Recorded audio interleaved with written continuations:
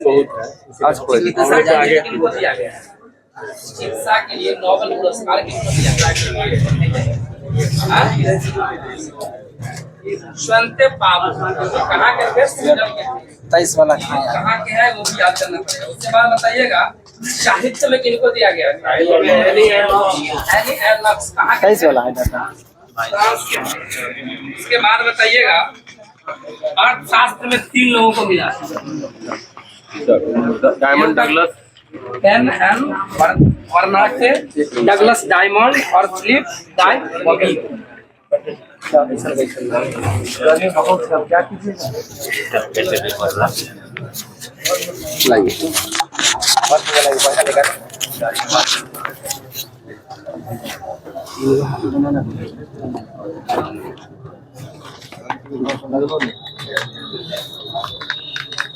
किरण का पुराना वाला है ना।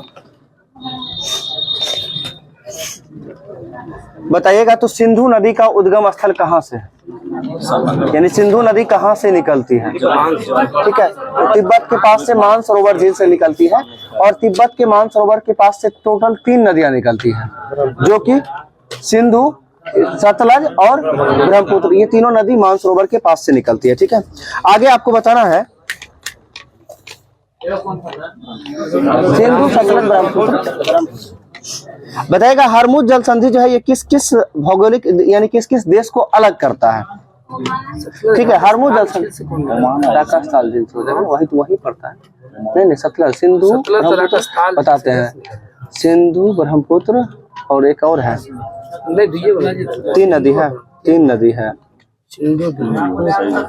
अच्छा, 3 नदी जो होगा, सिंधु एक क्या कहते हैं, सतलज तो भारत में ही है। ठीक है, राकास्थाल झील के पास से निकलता है। सिंधु, ब्रह्मपुत्र और एक और नदी है कोई, नहीं चिनाब भी नहीं है। ठीक है, एक है अभी नाम नहीं याद आएगा। सिंधु, ब्रह्मपुत्र और बता देंगे हम लास्ट में। ठीक है, ध्यान में आएगा तो आगे बताइएगा। तब तक अभी पूछे थे हरमुज जल संधि किस किस देश को अलग करता है, तो ईरान और ओमान को अलग करता है। बेरिंग जल संधि बताइए किस किस देश को अलग करता है, तो अलास्का रूस को देता है। ठीक है, बेरिंग जल संधि अलास्का और रूस को अलग करता है। सही है, आगे बताना है आपको फूलों की कृषि जो है ये किसके अंतर्गत जो है होता है? फ्लोरिकल्चर के अंतर्गत होता है। एपी कल्चर में बताइए क्या होता है? मधुमक्खी पालन होता है। सही है, आगे बताना है आपको अंटार्कटिका का जो है एकमात्र सक्रिय ज्वालामुखी कौन सा है? अंटार्कटिका का एकमात्र सक्रिय ज्वालामुखी कौन सा है? तो माउंट इरेबस हो जाएगा, माउंट इरेबस। ठीक है, आगे आपको बताना अफ्रीका में सर्वाधिक ज्वार उत्पादित करने वाला देश कौन सा है? अफ्रीका में ज्वार उत्पादित करने वाला सर्वाधिक जो है ये देश कौन सा है? तो नाइजीरिया हो जाएगा। ठीक है, आगे आपको बताना है वुड बफेलो नेशनल पार्क जो है ये किस देश में स्थित है? कनाडा में। और ये कहाँ विश्व का जो है सबसे बड़ा पार्क है ये। ठीक है, आगे बताना है आपको विश्व की सबसे बड़ी ताजे पानी की झील कौन सी है? सुपीरियर झील हो जाएगा। सही है, बिल्कुल सही है। आपको बताना रेड इंडियन और निग्रोटो प्रजाति जो है ये कहाँ निवास करती है? उत्तरी अमेरिका में निवास करती है। बिल्कुल सही है। आगे आपको बताना है क्षेत्रफल की दृष्टि से जो है सबसे बड़ा महाद्वीप कौन सा है? ठीक है, एशिया महाद्वीप है। दूसरा स्थान पे कौन हो जाएगा? अफ्रीका, एशिया, अफ्रीका और इसके बाद उत्तरी अमेरिका, फिर दक्षिणी अमेरिका और इसके बाद 5वां स्थान पे अंटार्कटिका। छठा बताइएगा, छठा यूरोप ना, 7वां ऑस्ट्रेलिया ना। ठीक है, एक क्रम ध्यान रखिएगा, एशिया के बाद अफ्रीका, उत्तरी अमेरिका, दक्षिणी अमेरिका, इसके साथ साथ जो हो जाएगा अंटार्कटिका जो कि 5वें स्थान पे और 6ठे स्थान पे यूरोप और 7वां ऑस्ट्रेलिया हो जाएगा। ठीक है, आगे आपको बताना है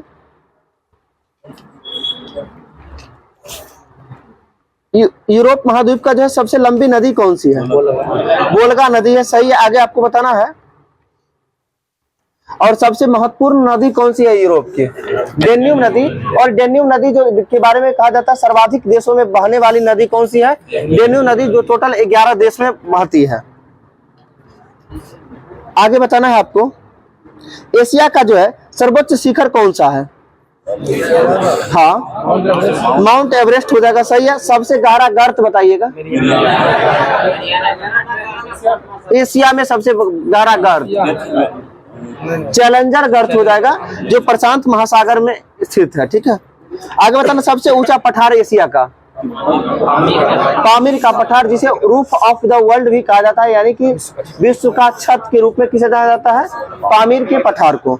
आगे आपको बताना है सबसे गहरी झील एशिया में कौन सी है, बैकाल झील, जो किस देश में स्थित है, रूस में स्थित है, सही है। आगे आपको बताना है अर्जेंटीना के घास के मैदान को क्या कहते हैं, पंपास कहते हैं, ठीक है। ब्राजील के घास के मैदान को कैंपोज, ठीक है, ये हो जाएगा, बताते हैं, ठीक। प्रयारी कहाँ का घास स्थल है, उत्तरी अमेरिका। स्टेपी बताइएगा, यूरेशिया हो जाएगा, यानी यूरोप और एशिया दोनों का होता है स्टेपी, इसलिए यूरेशिया देता है। आगे बताना पार्कलैंड किस देश का है, पार्कलैंड कहाँ का घास स्थल है, यानी मैदान है, घास का मैदान।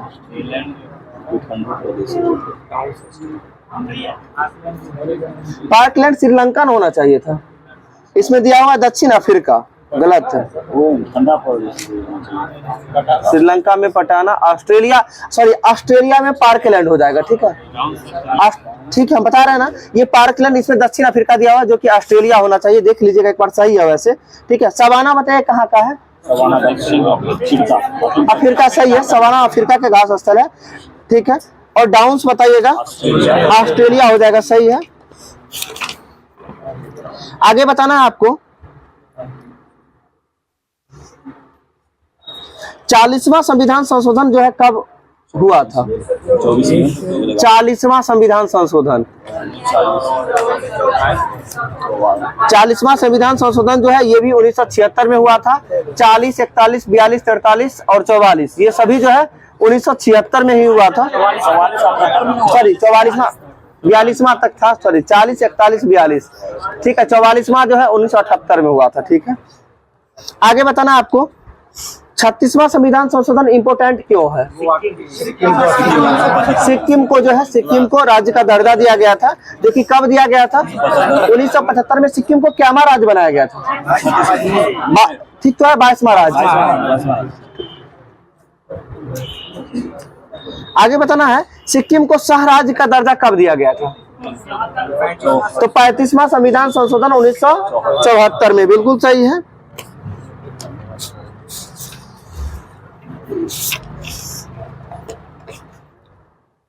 बताएगा 74वां संविधान संशोधन अधिनियम जो है किस तिथि को लागू हुआ था, 74वां संविधान संशोधन अधिनियम किस तिथि को लागू हुआ था, 1 जून 1993 को लागू हुआ था, ठीक है। बताना है 74वें संविधान संशोधन के अंतर्गत जो किस भाग को जोड़ा गया था संविधान में, भाग 9 का क को जोड़ा गया था, भाग 9 का क को जोड़ा गया था 74वें संविधान संशोधन के अंतर्गत, ठीक है। आगे बताना है आपको, और 74वां संविधान संशोधन अधिनियम में जो है क्या अनुसूची को जोड़ा गया था, 12वीं अनुसूची को जोड़ा गया था, सही है। और इसमें कुल कितना विषय रखा गया था, 12वीं में 18, 11वीं में 29, ध्यान रखना है। बताना सर्वप्रथम नगर निगम की स्थापना कहाँ हुआ था, मद्रास में हुआ था, कब हुआ था, 1687 में हुआ था, 1687 में मद्रास में सर्वप्रथम नगर निगम की स्थापना। आगे आपको बताना है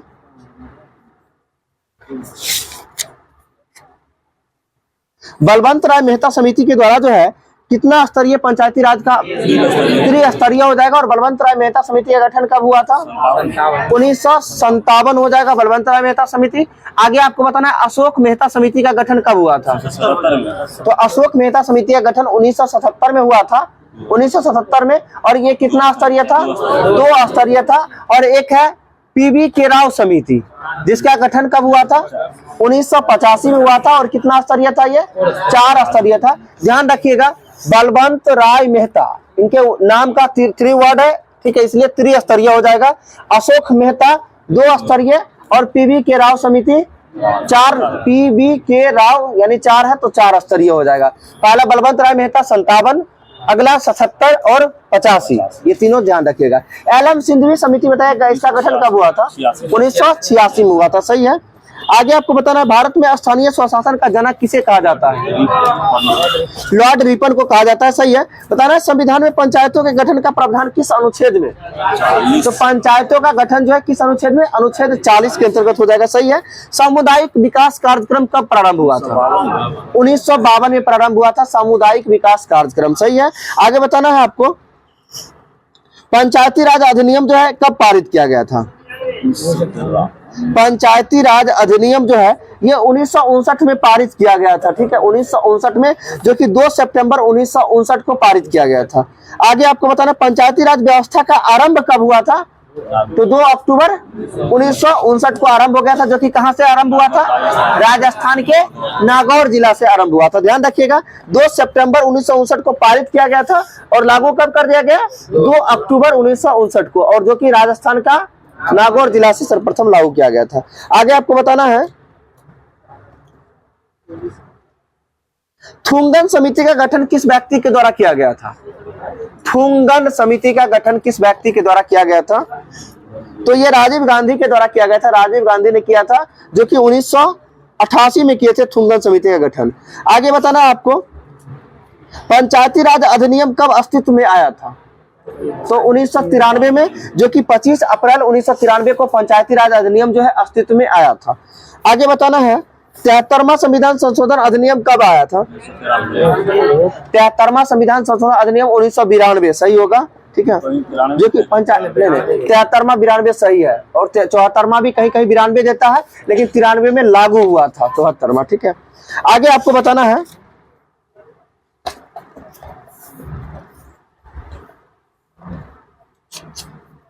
ग्राम पंचायत का सदस्य बनने के लिए न्यूनतम आयु कितना वर्ष होना चाहिए?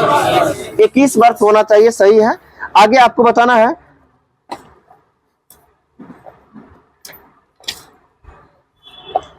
मुख्यमंत्री की नियुक्ति कौन करता है? राज्यपाल। किस अनुच्छेद के अंतर्गत? अनुच्छेद 163 के 1 के अंतर्गत होता है। सही है। आगे आपको बताना विधानसभा का कार्यकाल कितने वर्ष का होता है? 5 साल का होता है। मुख्यमंत्री का कार्यकाल कितने वर्ष का होता है? हम जानते थे 5 साल बोलिएगा। प्रधानमंत्री का कार्यकाल कितने वर्ष का होता है? सुन लीजिए ध्यान से, आप सीधा विधानसभा का कार्यकाल 5 वर्ष का होता है, और विधानसभा इक्वल टू लोकसभा होता है, और लोकसभा का भी कार्यकाल कितने वर्ष का होता है? 5 वर्ष का होता है। प्रधानमंत्री का कोई कार्यकाल नहीं होता है। जब तक लोकसभा रहेगा तब तक प्रधानमंत्री का पद रहेगा। कहने का मतलब प्रधानमंत्री रहेगा। यानी प्रधानमंत्री कौन बनता है? तो लोकसभा के बहुमत दल के नेता बनते हैं, और जो लोकसभा के बहुमत दल के नेता होते हैं उन्हें किसके द्वारा नियुक्त किया जाता है? राष्ट्रपति के द्वारा जो है प्रधानमंत्री को नियुक्त किया जाता है। उसी तरह से राज्य में जो है मुख्यमंत्री को कौन नियुक्त करते हैं? राज्यपाल करते हैं। और मुख्यमंत्री का जो है कोई भी कार्यकाल नहीं होता है। जब तक राज्य विधानसभा रहेगा तब तक मुख्यमंत्री का पद रहेगा, यानी जब तक बहुमत रहेगा तभी तक रहेगा। ठीक है। हाँ, राज्यसभा, वो राज्यसभा के सदस्य बन सकते हैं, हम ये बता रहे हैं। ठीक है। आगे बताना है आपको विधानसभा में निर्वाचित होने के लिए न्यूनतम आयु कितना वर्ष होना चाहिए? 25 वर्ष होना चाहिए। न्यूनतम आयु कितने वर्ष? 25 वर्ष होना चाहिए। और लोकसभा में कितना वर्ष? 25 वर्ष ही। राज्यसभा में कितना वर्ष? 30 वर्ष हो जाएगा। और विधान परिषद में 30 वर्ष हो जाएगा। राष्ट्रपति बनने के लिए 35, उपराष्ट्रपति के लिए 35, और राज्यपाल के लिए 35 ही होना चाहिए। ठीक है। आपको बताना है राष्ट्रपति बनने के लिए जो है कितना प्रस्तावक और कितना अनुमोदक होना चाहिए? तो 50 प्रस्तावक और 50 अनुमोदक राष्ट्रपति के लिए, और उपराष्ट्रपति के लिए कितना प्रस्तावक अनुमोदक? तो 20-20। सुन लीजिए, राष्ट्रपति 50-50 यानी 50 प्रस्तावक 50 अनुमोदक, और उपराष्ट्रपति 20-20। याद कैसे रखना है जानते हैं? क्रिकेट में क्या होता है? एक तो 50 ओवर का, दूसरा क्या होता है? 20-20 ओवर का, यानी या तो 50-50 नहीं तो 20-20। ठीक है। आगे आपको बताना है, क्या बोलिए? उप प्रधानमंत्री का भारत में जो है अभी वर्तमान में कोई पद नहीं है।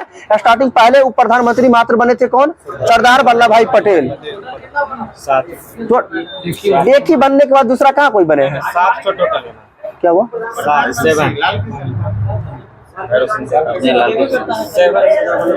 देखिए, उप प्रधानमंत्री, सुन लीजिए, उप प्रधानमंत्री के बारे में विशेष कोई टिप्पणी नहीं है। ठीक है। एक ही बार। ठीक है। वैसे कहीं कहीं 7 देता है, सही बोल रहे हैं, कहीं कहीं टोटल प्रधानमंत्री की संख्या 7 देता है, लेकिन बाकी किन्हीं का कोई चर्चा नहीं है। ठीक है। उपराष्ट्रपति का स्टार्टिंग से लेके अभी तक सारा चर्चा है, सभी का नाम मेंशन क्या और बोलिए। कोई चर्चा, कहाँ चर्चा है आप देख रहे हैं, उप प्रधानमंत्री का कोई चर्चा नहीं है, ठीक है। आप बताइए अगर उप प्रधानमंत्री का चर्चा है तो संविधान के किस अनुच्छेद में है, कोई लोग बताइए तो। कहीं है ही नहीं, तो वही चीज तो क्या हुआ। देखिए हम क्या बता रहे हैं, सबसे पहले उप प्रधानमंत्री कौन बने थे, सरदार वल्लभ भाई पटेल बने थे, जो कि कैबिनेट मिशन के आधार पे बने थे।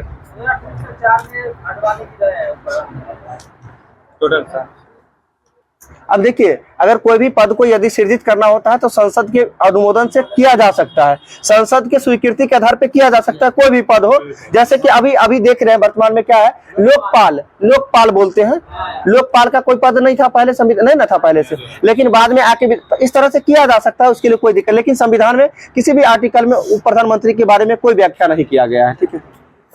आगे बताना है, राज्य विधानसभा की सदस्य का अधिकतम संख्या कितना होता है। राज्य विधानसभा में अधिकतम संख्या कितना, 500 और न्यूनतम कितना हो सकता है, 60 हो सकता है, न्यूनतम 60 और अधिकतम 500, ठीक है। आगे आपको बताना है, और कुछ राज्य हैं जिसमें जो है राज्य विधानसभा में 60 से भी कम है अपवाद में, जैसे में कौन कौन सा है, तो गोवा में तो ठीक है, गोवा, अरुणाचल प्रदेश और मिजोरम, ये सभी में 40 है, और सिक्किम में 32 है, बिल्कुल सही है। आगे आपको बताना, राज्य विधान परिषद का गठन की व्यवस्था संविधान के किस अनुच्छेद में किया गया है।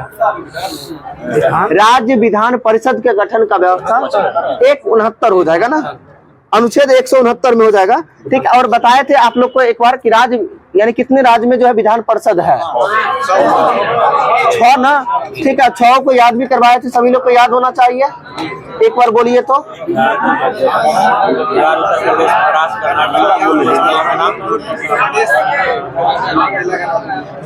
हो गया, बोल लिए, बस करिए, सुन लीजिए। क्या बताए थे, बिहार, उत्तर प्रदेश, महाराष्ट्र, कर्नाटक, आंध्र प्रदेश, तेलंगाना। 2 या 6 हो गया ना, सीधा सीधा, बिहार, उत्तर प्रदेश, ठीक है, महाराष्ट्र, कर्नाटक और तेलंगाना, आंध्र प्रदेश, यानी आंध्र प्रदेश तेलंगाना।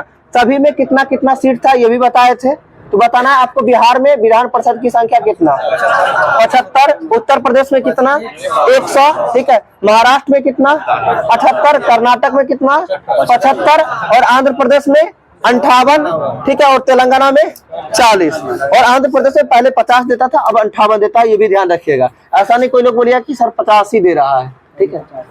आंध्र प्रदेश से पहले 50 देता था, अब 58 देने लगा है, ठीक है। 100 उत्तर प्रदेश में, और कहीं कहीं 99 भी देता है, ये भी ध्यान रखिएगा, ठीक। बताएगा, नहीं याद रहा, हो गया, चलिए बताइएगा।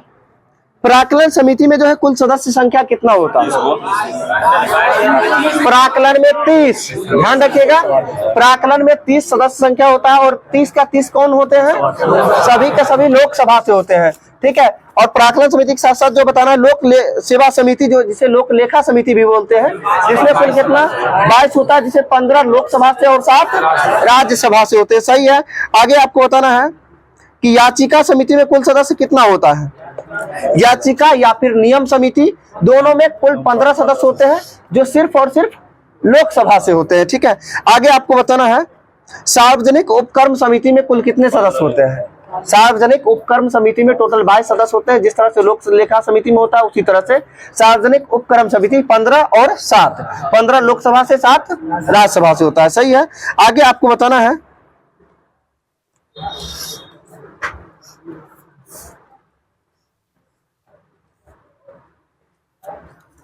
राज्य सूची के विषय पर जो है संसद कानून का निर्माण कर सकता है किस किस आर्टिकल के तहत।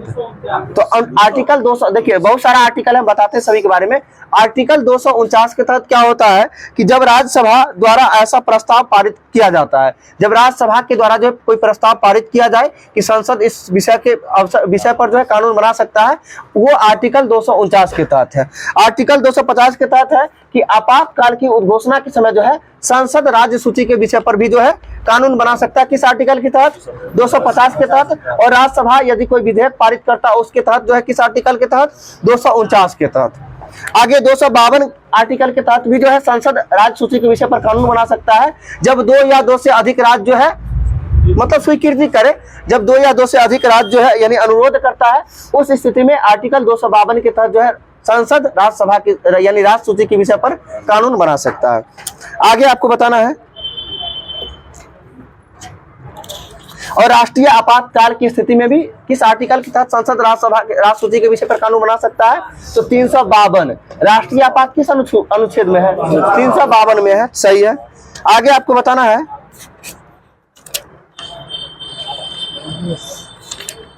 भारतीय संविधान में जो है केंद्र राज्य संबंध ये किस अनुच्छेद में है, केंद्र राज्य संबंध जो है अनुच्छेद 245 से लेकर 263 तक जो है केंद्र राज्य संबंध के बारे में बताया गया है, ठीक है। और केंद्र राज्य संबंध जो है किस अनुसूची ये किस भाग में है, केंद्र राज्य संबंध किस भाग में है, भाग 11 में हो जाएगा। केंद्र राज्य संबंध किस भाग में है, भाग 11 में हो जाएगा, बिल्कुल सही है। क्या हुआ, ठीक तो है। भाग 11 सुन लीजिए, सभी भाग को एक बार सुन लीजिए। भाग 1 में क्या है, भारत राज्यों का संघ है। भाग 2 में नागरिकता, भाग 3 में मौलिक अधिकार, भाग 4 में राज्य के नीति निर्देशक सिद्धांत और भाग 4 का क मौलिक कर्तव्य, भाग 5 संघ, भाग 6 राज्य, भाग 7 निरस्त कर दिया गया जो कि समाप्त कर दिया गया भाग 7 को। भाग 8 केंद्र और राज्य एक साथ आता है, केंद्र राज्य। भाग 9 बताइएगा, तो ठीक है। भाग 9 में जो है पंचायत से संबंधित है, यानी 9 के क में क्या है, नगर पालिका, और 9 के ख में सहकारी समितियां, 9 के ख में सहकारी समितियां हैं, ठीक है। इसके बाद भाग 10 में अनुसूचित जाति जनजाति से संबंधित है, ठीक है। भाग 11 केंद्र राज्य संबंध, ध्यान रखिएगा। भाग 8 जो कि हम देख रहे हैं, भाग 5 में संघ, भाग 6 में राज्य और भाग 7 को निरस्त कर दिया गया, और संघ और राज्य एक साथ भाग 8 में है, और केंद्र राज्य संबंध भाग 11 में हो जाता है, ध्यान रखना है।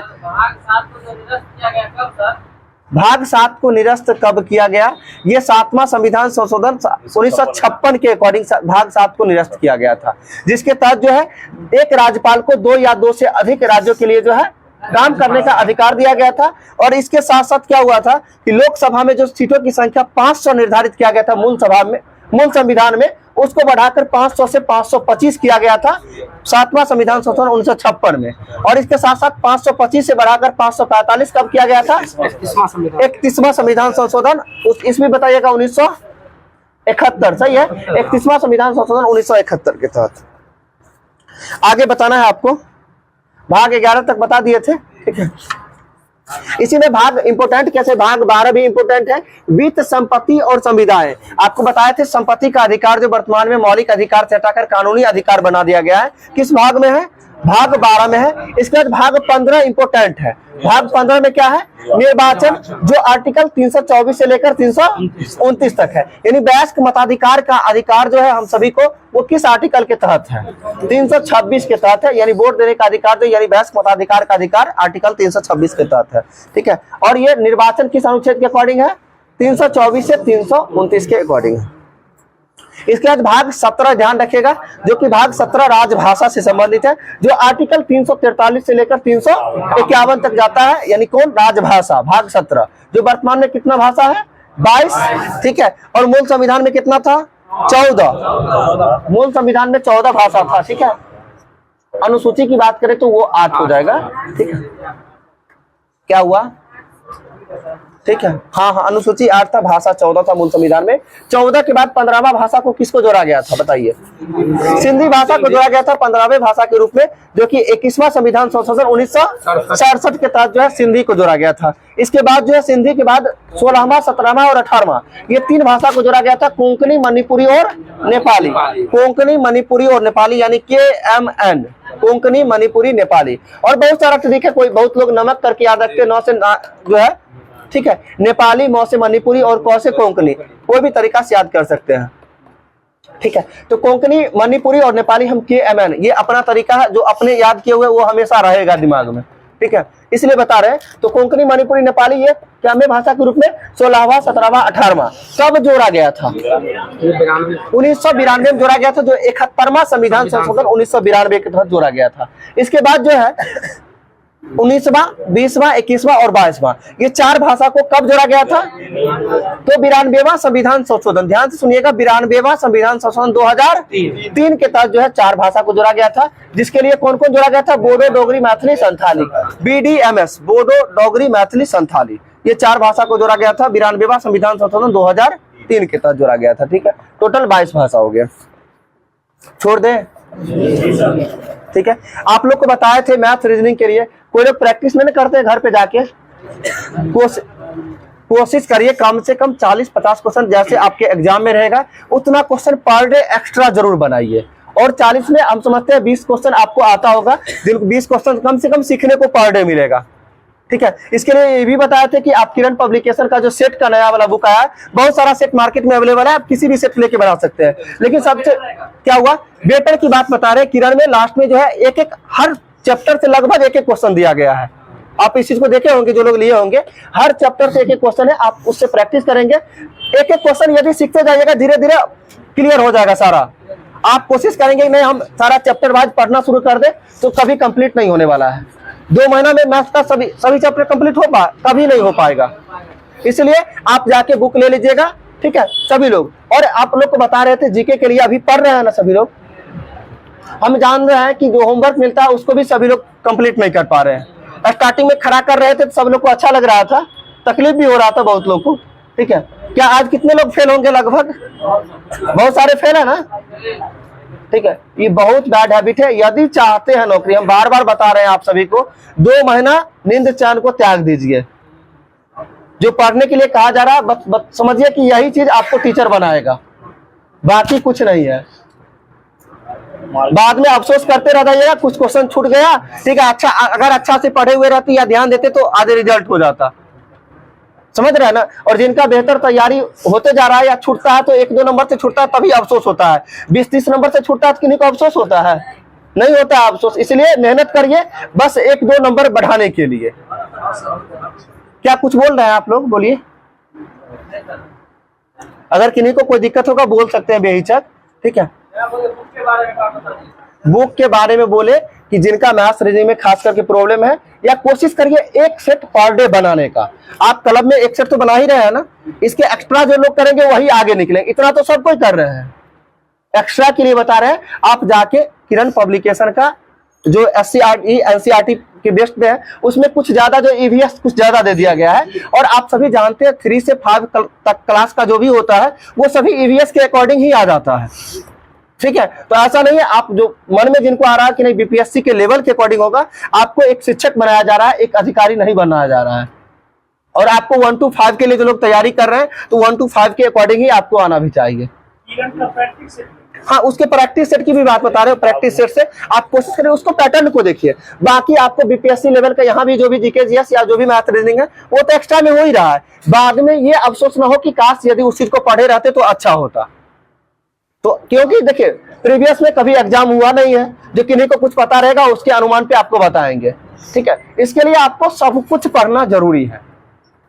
अगर सीधा जान लीजिए, जनरल कंपटीशन में नौकरी लेने का मतलब ही है जिसको सब कुछ आता है उसी को नौकरी हो सकता है। एक सेक्टर में महारत हासिल करने से नहीं होता है। महेश बरवाल के अलावा बताए थे किरण का न्यू वाला आया है, ये तो बहुत ओल्ड वाला एडिशन है। न्यू वाला हम दिखाए थे सभी लोग को, ठीक है। सारा क्या हुआ, सारा चैप्टर वाइज चैप्टर दिया गया है, टॉपिक बाय टॉपिक अलग अलग करके। नहीं 1 लाइनर करके है। 1 लाइनर NCERT के पैटर्न पे आधारित है। आप उसको देखिएगा ना, हम बता रहे अभी तक का। कुछ दिन के बाद जो है क्लब के अभी जितने भी बैच चल रहे हैं हम कोशिश करेंगे सभी बैच में उस बुक को चलाएंगे। एक टॉपिक बाय टॉपिक करके क्लियर किया हुआ है, और इतना क्लियर अभी तक किसी बुक में नहीं है। आप इतना दिन से पढ़ते आ रहे हैं ना, इससे ज्यादा क्लियरेंस नहीं है। इसलिए नहीं है क्योंकि उसका जो इंडेक्स दिया हुआ है उसमें भी स्पष्ट करके दिया हुआ है, एक सेक्शन करके बारी बारी से, ठीक है। तो आप उसको देखिएगा, कोशिश करिए। देखिए ज्यादा बुक नहीं कहेंगे पढ़ने के लिए, समय कम है, नहीं तो कुछ नहीं पढ़ पाइएगा। एसएससी का जो है एसएससी वाला क्या बताइए कौन सा अभी नहीं आया। क्या चीज बोल रहे हैं? एसएससी वाला है मतलब देने लगे एसएससी का क्लियर एसएससी का करंट पब्लिकेशन लास्ट में पूछ लीजिएगा आप। ठीक है, ध्यान रखिएगा सभी लोग, घर पे थोड़ा सा मेहनत करिए अपने लिए। ठीक है, आया नहीं होगा। ठीक है, हम बता देंगे आपको। ठीक है, ठीक है, आज के लिए रहने दीजिए इतना ही। OMR सीट दीजिए ना सभी लोग को। बात नहीं कीजिए, थोड़ा थोड़ा बात कीजिएगा, बहुत बात हो जाएगा।